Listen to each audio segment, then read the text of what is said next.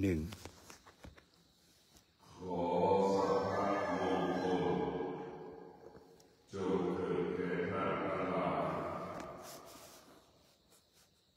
บุคคลที่มีสติอยู่กับปัจจุบันอยู่กับปัจจุบันเช่นเรานั่งสมาธิจิตเราก็รู้ว่าเรานั่งสมาธิขณะที่เรานั่งสมาธิเราก็รู้อาการของลมหายใจเข้ารู้อาการของลมหายใจออกจิตของเราอยู่กับกายเมื่อจิตอยู่กับกายจิตก็อยู่กับปัจจุบันจิตระลึกถึงกายจิตก็อยู่กับปัจจุบันถ้าจิตออกนอกกายจิตไปคิดถึงสิ่งอื่นๆเป็นเรื่องอดีตเป็นเรื่องอนาคตเมื่อจิตอยู่กับปัจจุบันคำว่าความทุกข์ไม่มีคำว่าความสุขไม่เกิดเพราะเรารู้สึกตัวอยู่ตลอดเวลาเมื่อเรารู้สึกตัวเราก็มีสติอยู่เหนือสิ่งที่เรารู้มีสติอยู่เหนือสิ่งที่เรารู้เช่นเรารู้ว่ามันปวดเราก็มีสติรู้ว่ามันปวดแล้วเราก็มีสติอยู่เหนือสิ่งที่มันปวดเราจะอยู่เหนือมันได้เราก็ต้องมีสติใช้ความอดทนใช้วิริยะภาคเพียรท้ายสุดความเจ็บปวดมันก็หายไปอยู่กับปัจจุบันบุคคลที่มีสติอยู่กับปัจจุบันนั้นสติจึงควบคุมจิต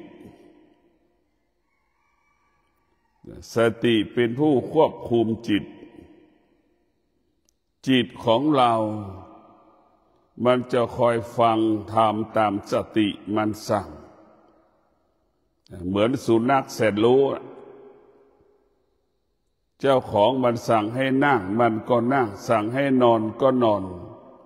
สติก็เปรียบเสมือนคนที่เจ้าของสุนัขเลี้ยงสุนัขหรือครูทหารที่เลี้ยงสุนัขจิตเราก็เหมือนสุนัข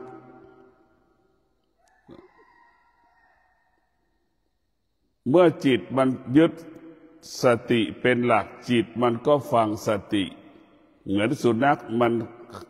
ฟังเจ้าของสั่งให้นั่งก็นั่งให้เดินก็เดินให้ลุกก็ลุกให้กินก็กินให้วิ่งก็วิ่งนั่นแหละจิตที่ยึดสติเป็นหลักจะเป็นเช่นนั้นถ้าจิตไม่ยึดสติจิตนั่นก็เหมือนสุนัขจรจัดเป็นผู้ไม่รู้ก็เดินไปทิศทั้งสี่ไม่มีวันจบสิ้น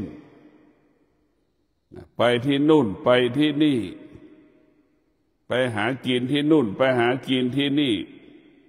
แต่จิตที่มันอาศัยสติจิตมันจะอยู่กับปัจจุบัน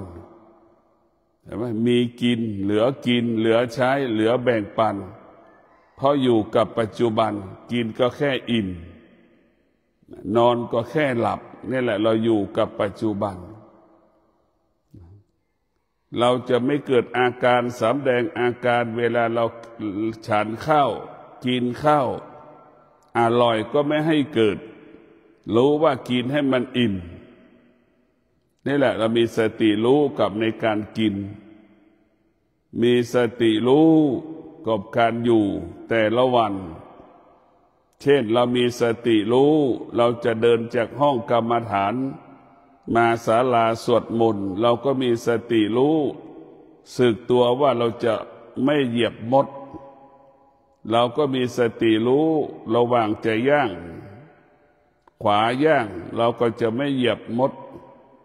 ซ้ายย่างเราก็จะไม่เหยียบมดจากกุฏิที่เราพักมาหาศาลาที่เราสวดมนต์นี่แหละมีสติอยู่กับปัจจุบันมันเป็นบุญมันเป็นกุศลมันสร้างความดีงามให้กับตนเองสร้าง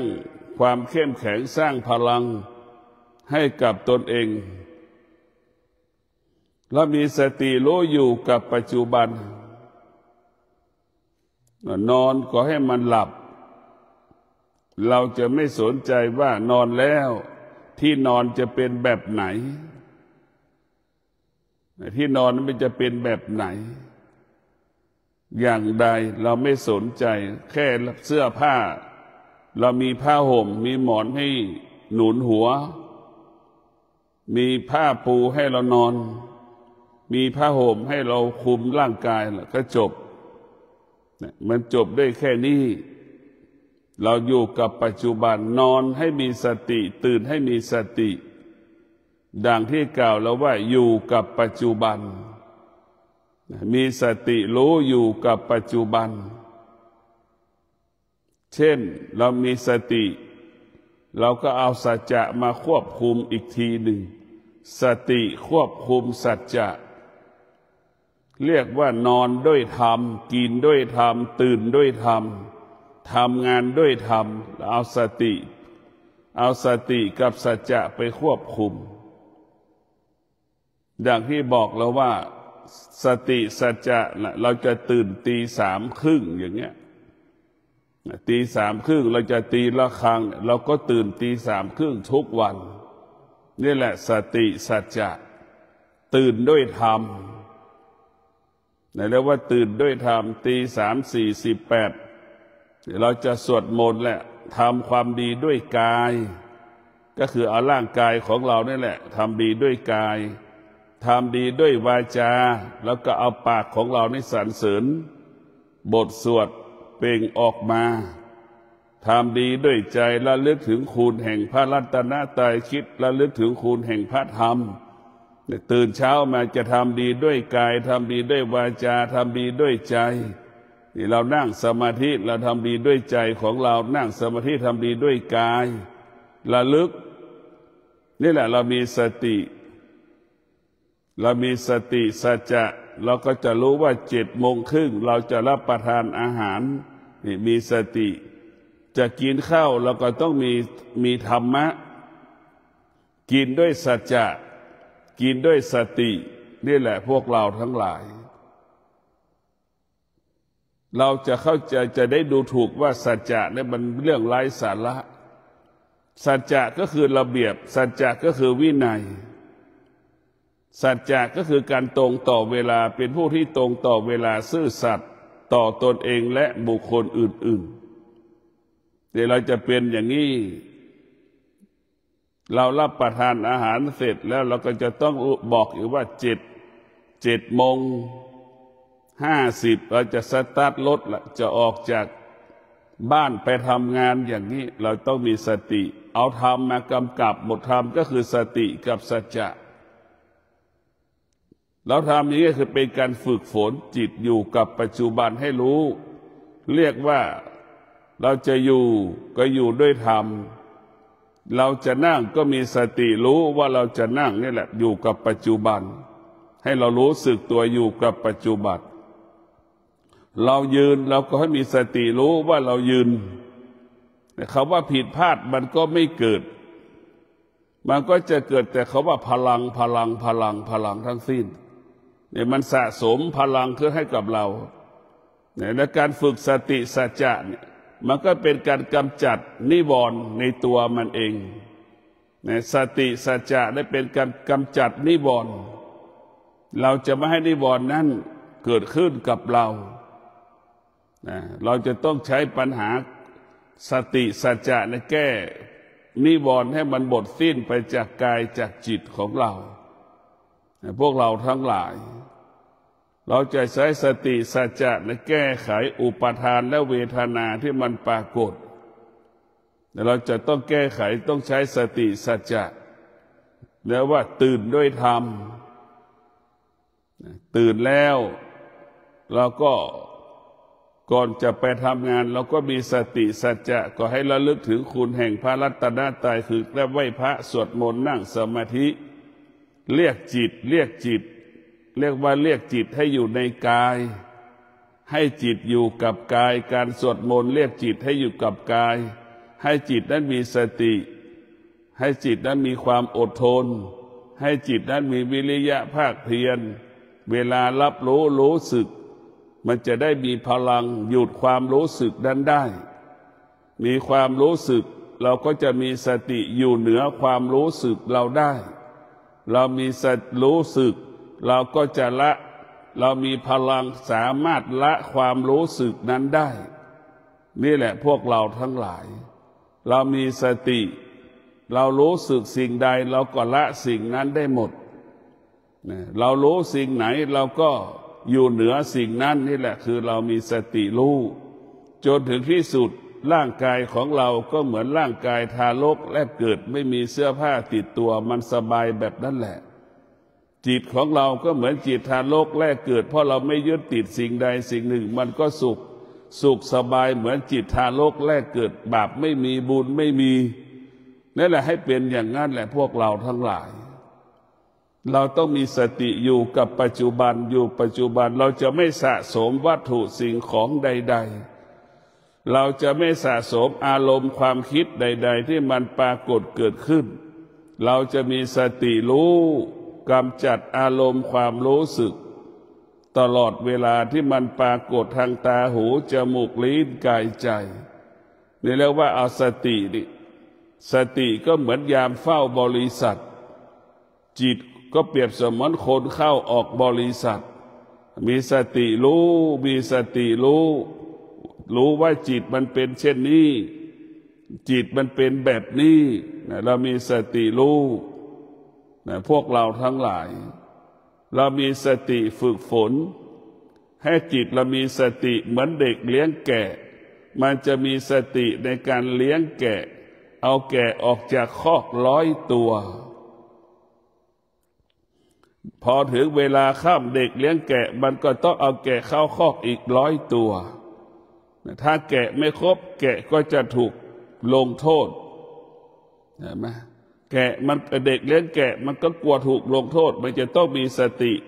อยู่กับแกะมีสติอยู่กับแกะไม่ให้หมาป่ากินแกะ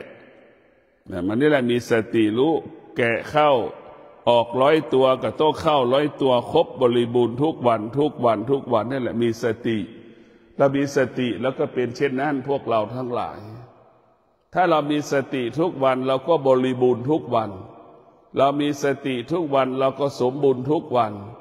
เรามีสติทุกวันเราก็ปกติทุกวัน365 วันเนี่ยเรามีสติเราก็จะเป็นผู้ปกติ365 วันวันไหน365 วันถ้าเราขาดสติวันนั้นก็จะผิดพลาดการผิดพลาดครั้งนั้นถ้าเราอ่อนแออีกมันจะทำให้เราผิดพลาดเป็นปีเป็นครึ่งปีอีกมันจึงทำให้เราลำบาก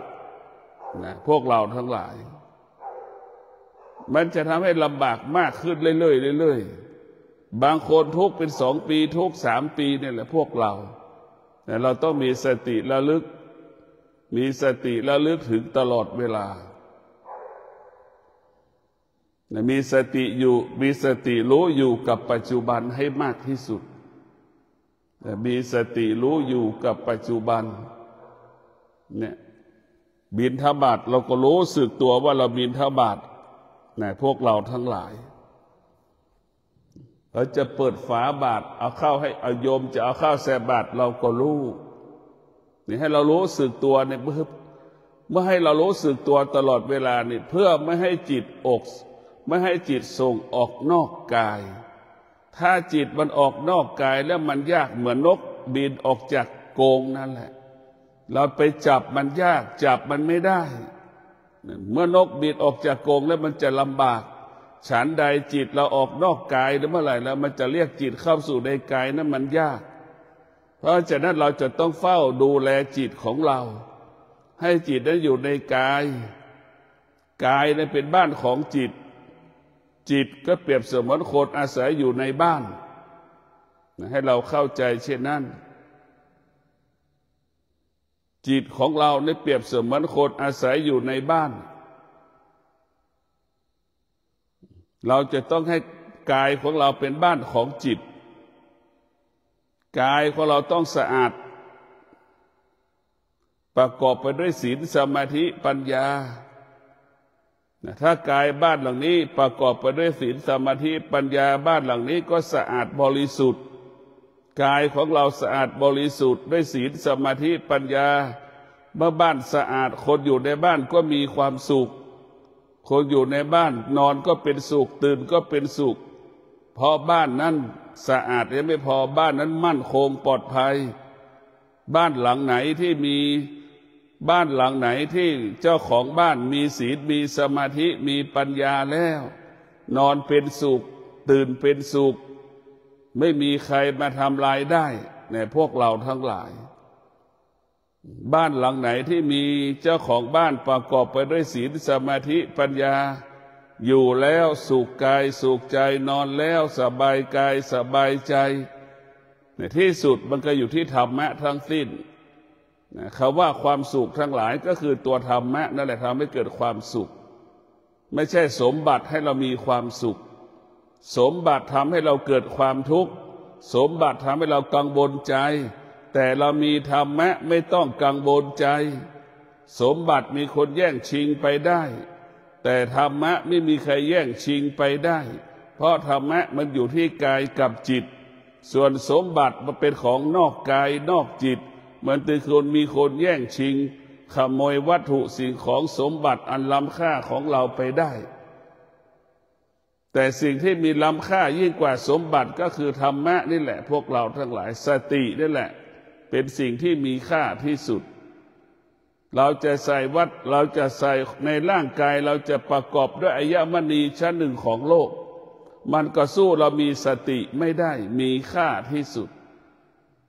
บุคคลที่มีสติเป็นบุคคลที่มีค่าเหนือกว่าอัญมณีหรือเครื่องประดับชั้นหนึ่งของโลกในพวกเราทั้งหลาย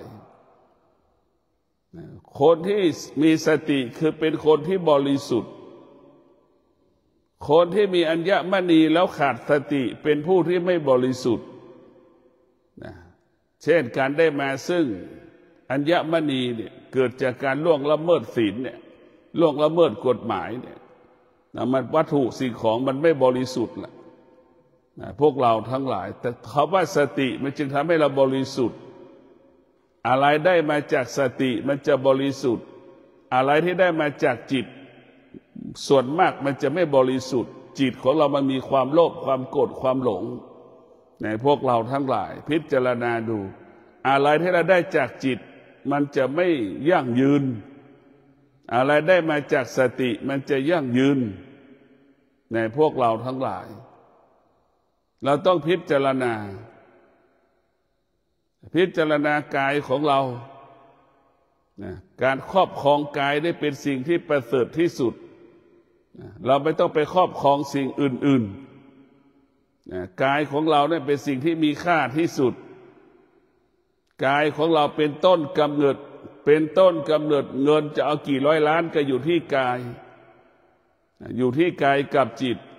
เราจะสูญเสียเงินที่หามาได้กี่ร้อยล้านก็อยู่ที่กายกับจิตในพวกเราต้องพิจารณากายกับจิตเป็นสิ่งสำคัญที่สุดเราจะต้องแก้ไขกายกับจิตเราจะไปต้องไปสนใจเมื่อเรามีกายกับจิตเราก็มีลมหายใจอยู่และเราก็จะมีทรัพย์มีสมบัติอยู่เพราะฉะนั้นสิ่งที่เราควรดูแลก็คือดูแลกายของเราไม่ให้มันเจ็บให้มันป่วยถึงแม้มันเจ็บมันป่วยให้เป็นไปตามธรรมชาติแต่คนส่วนมากขาดสติไม่ได้ให้ความสำคัญร่างกายของตนเองไม่เคยสนใจชีวิตของตนเองสนใจแต่งานสนใจแต่เงิน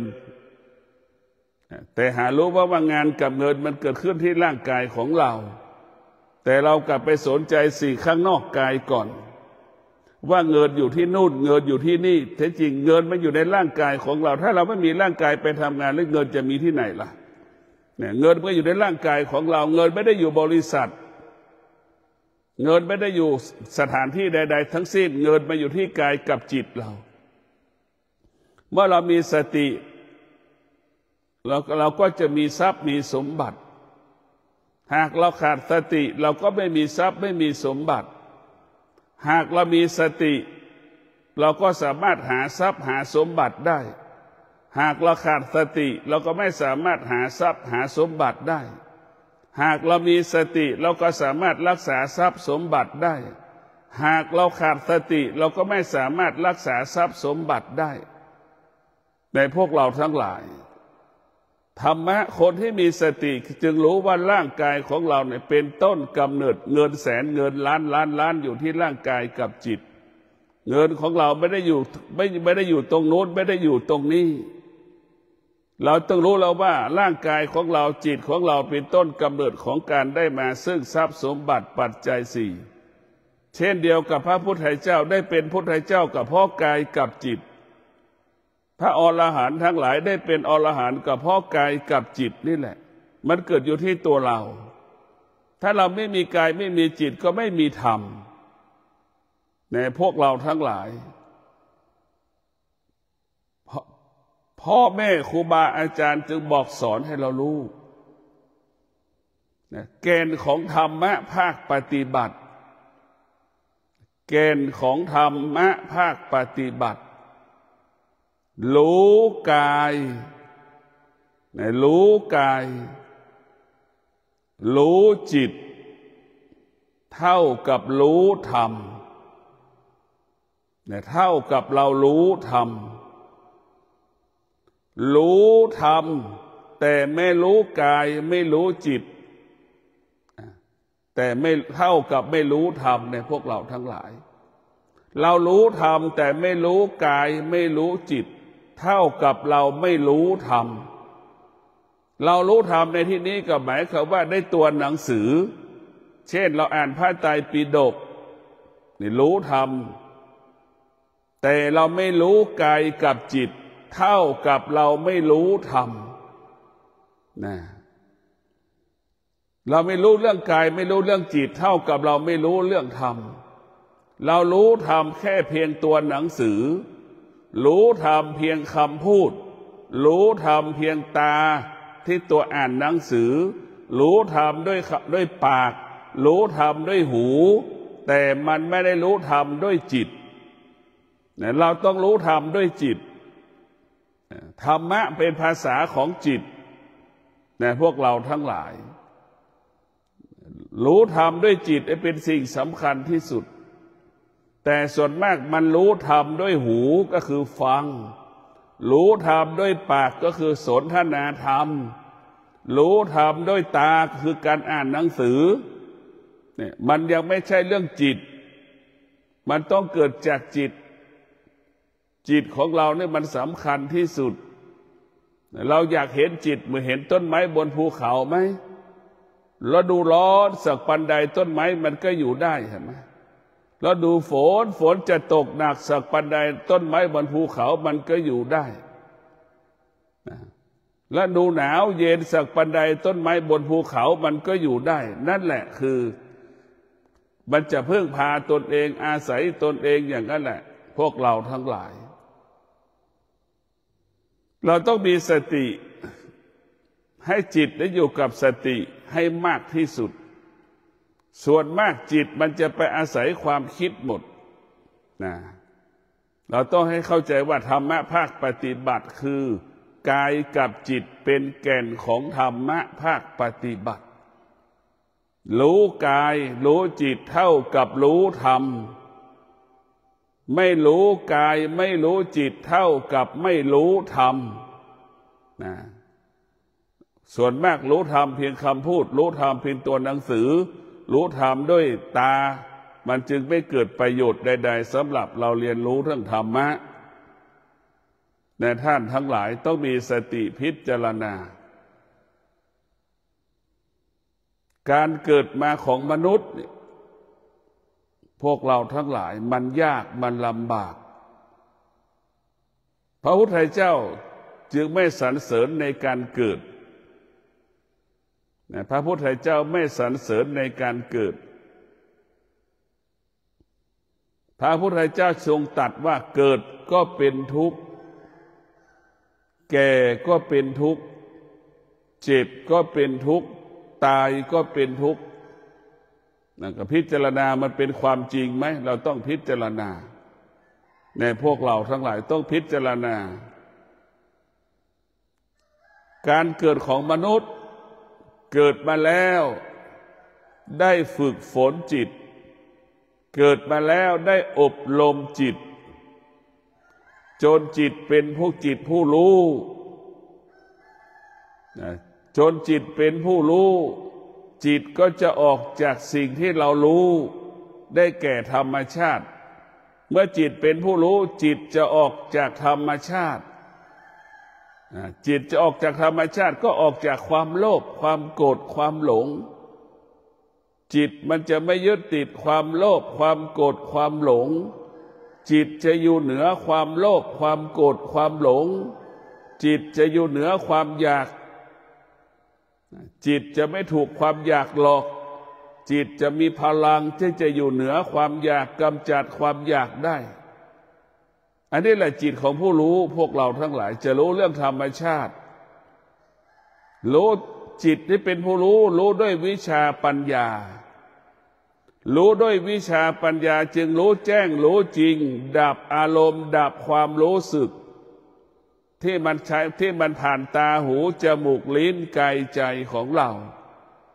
รู้ด้วยวิชาปัญญาจึงเกิดคำว่าสงบรู้ตามความเป็นจริงสงบรู้ตามความเป็นจริงไม่สำแดงอาการออกไม่ออกอาการที่รู้สึกนะพวกเราทั้งหลายรู้ด้วยวิชาปัญญาจิตของเราร่างกายของเราก็เปรียบเสมือนก้อนหินนั่นแหละไม่สะเทือนไม่หวั่นไหวไม่สะเทือนไม่หวั่นไหวแล้วร้อนจัดก็ไม่สะเทือนหวั่นไหวหนาวจัดก็ไม่สะเทือนหวั่นไหวไม่ออกอาการไม่แสดงอาการนี่แหละเรียกว่ารู้ดับระงับยุติความรู้สึกและมีสติรู้อยู่ตลอดเวลามีสติรู้ด้วยวิชาปัญญากายจึงสงบเหมือนหินจิตมั่นคงเหมือนภูเขาในพวกเราทั้งหลายเราต้องพิจารณาสตินี่สำคัญที่สุดส่วนมากคนจะไม่ใช้สติมันไปใช้ความคิดความคิดคือความโลภความคิดคือความอยากความคิดคือความหลงเพราะมันเกิดจากตาเช่นตาเห็นรูปมันก็มีความรู้สึกพอใจและรังเกียจทันทีไม่มีแค่สองอย่างชอบกับเกลียดขึ้นมาทันทีในพวกเราทั้งหลายเราต้องพิจารณาชีวิตของเราเกิดมาแล้วเราต้องทบทวนชีวิตเราทำอะไรให้กับชีวิตเราบ้างเราเคยดูแลร่างกายไหมเราเคยเอาศีลห้ามาดูแลร่างกายเราไหมเราเอาความอดทนมาดูแลร่างกายเราไหมเราเอาสติมาดูแลกายเราไหมเราเกิดมาเราไม่เคยดูแลร่างกายของตนเองร่างกายมันต้องการที่สุดคือความสงบจิตของเรามันต้องการที่สุดก็คือความสงบแต่เรากลับเอาสิ่งอื่นๆมาให้กายเรากลับให้เอาสิ่งอื่นๆมาให้กับจิตเรามันไม่ต้องการหรอกสิ่งอื่นๆความสุขมันไม่ต้องการมันต้องการแต่ความสงบเท่านั้นในพวกเราจะสันนิษฐานได้ที่เราไม่มีความสุขเพราะจิตมันไม่สงบกายมันไม่สงบจิตจึงไม่มีความสุขในพวกเราทั้งหลาย ถ้ากายมันสงบความสุขมันก็เกิดจิตมันสงบความสุขก็เกิดขึ้นความสุขของพวกเราก็คือต้องมีสิ่งนั้นถึงจะมีเรียกว่ามีความสุขได้สิ่งนั้นถึงจะมีความสุขได้ไปที่นั่นแล้วจึงมีความสุขเอาความพอใจมาเป็นความสุขอันนี้คือจิตสตินั้นจะเอาความสงบมาเป็นความสุขสงบนี่ประกอบไปด้วยอะไรบ้างตาสงบหูสงบจมูกสงบลิ้นสงบกายสงบจิตสงบอายตนะสงบเมื่ออวัยวะของเราสงบแล้วนี่มันจะมีพลังและมันมีอานุภาพเหมือนเครื่องบินลอยกลางอากาศนั่นแหละมันจะเบาแบบนั้นแหละมันจะสบายไปนั่นแหละเหมือนเราอยู่เครื่องบินเราปราศจากความรู้สึกว่ากลัวตายนั่นแหละเราไม่มีความรู้สึกใดๆทั้งสิ้นที่เราอยู่กลางอากาศน่ะเครื่องบินมันนิ่งแบบนั้นแหละสงบแบบนั้นแหละเห็นไหมเพราะเครื่องบินมันนิ่งปราศจากสิ่งที่มันกระทบเครื่องบินมันจึงทำให้เราปราศจากความรู้สึกนั่นคือสงบปราศจากความรู้สึกความโลภความโกรธความหลงความอยากตัณหาราคะมันไม่มีมันไม่เกิดนั่นแหละพวกเราทั้งหลายมันนิ่งสงบกายก็เบาใจก็เบากายก็สบายใจก็สบายแต่ความสุขมันเป็นของหนักในพวกเราทั้งหลายความสุขนี่มันเป็นของหนักเหมือนก้อนหินเนี่ยความสุขนะไหมมันหนักมันรักษายากเหมือนก้อนน้ำแข็งนั่นแหละเนี่ยมันดูแลยากมากความสุขในพวกเราแต่ความสงบเป็นของเบาเป็นของง่ายรักษาก็ง่ายแค่มีสติรู้แค่นี้แหละมันก็ง่ายแล้วพวกเราทั้งหลายไม่ต้องมีอะไรมาซับซ้อนความสุขนี่มันซับซ้อนแต่ความสงบไม่ซับซ้อนนะพวกเราต้องมีสติพิจารณาสิ่งที่เราต้องการและปรารถนาก็คือความสงบความสุขมันหลอกเราตลอดเวลาให้เราสุขแต่จริงมันไม่มันความทุกข์นั่นแหละครับนะพระพุทธเจ้าบอกสอนว่าสุขเกิดที่ไหนทุกข์ก็เกิดขึ้นที่นั่นแหละทุกข์เกิดขึ้นที่ไหนสุขก็เกิดขึ้นที่นั่นแหละในพวกเราทั้งหลายจิตของเรามีความสำคัญฝึกฝนจิตให้จิตของเราเป็นจิตของผู้รู้เมื่อจิตของเราเป็นจิตผู้รู้แล้วมันจะอยู่เหนือสิ่งที่เรารู้ทั้งหมดหูมันรู้มันก็อยู่เหนือเสียงจมูกมันรู้ก็อยู่เหนือกลิ่นลิ้นมันรู้ก็อยู่เหนือรสชาติตามันรู้ในรูปมันก็อยู่เหนือรูปกายมันรู้ก็อยู่เหนือกายที่มันรู้ร้อนก็อยู่เหนือที่ว่ามันร้อนหนาวก็รู้ว่าอยู่เหนือที่ความหนาวเย็นที่มันปรากฏจิตรู้สึกก็อยู่เหนือความรู้สึกที่จิตรู้สึกใช่ไหมมันจะอยู่เหนือหมดนี่แหละคืออานุภาพของมันแต่พวกเราทั้งหลายเราเกิดมาเราไม่เคยฝึกจิตเลยเนี่ยมันก็หมดไม่แตกต่างจากนกจากสัตว์มันฝึกมาสัตว์มันฝึกไม่ได้ในพวกเราทั้งหลายเราจะเห็นว่าสัตว์นั้นมันฝึกไม่ได้แต่มันรู้ของมันโดยธรรมชาติของมันอย่างไก่นั้นเห็นไหมท่านเห็นไหมไก่มันตื่นสายไหมไก่มันไม่เคยตื่นสายแต่คนที่ตื่นสายเนี่ยในพวกเราทั้งหลายปกติคนมันจะตื่นกี่โมง6 โมงแล้วมันจะตื่นกันแล้วอย่างช้าก็7 โมงแต่บางคนมันยังไม่ตื่นเลยในพวกเราแต่งัวควายช้างม้าเนี่ยมันถึงเวลาแล้วมันรู้จักตัวเองมันรู้จักเวลาของมันแต่คนไม่รู้จักตนเองนะพวกเราทั้งหลายโดยเฉพาะลูกที่เรียนหนังสือเนี่ยแม่เรียกตื่นทุกวันเห็นไหมเรียนหนังสือแบบไหนแต่ต้องให้แม่เรียกตื่น เห็นไหมมันไม่ได้เรียนเพื่อรู้เราเรียนแล้วมันโง่เห็นไหมมาเรียนแค่ตัวหนังสือมันไม่ได้เรียนด้วยจิตมันจึงเป็นภาระแม่เรียกตื่นทุกเช้าไม่มีบ้านหลังไหนที่แม่ไม่เรียกลูกไปเรียนหนังสือไม่มีนี่แหละเราเรียกว่ามันเรียนด้วยมันเป็นจิตมันไม่ได้สตินะแต่บอกแล้วถ้าเรามีสตินั่นจะเป็นเรื่องของจิตจิตมันจะต้องอาศัยสติมันจะรู้จักส่วนรู้จักตัวเองแต่ถ้าเรามาเรียนรู้จิตมันเป็นเรื่องของความคิดเห็นไหม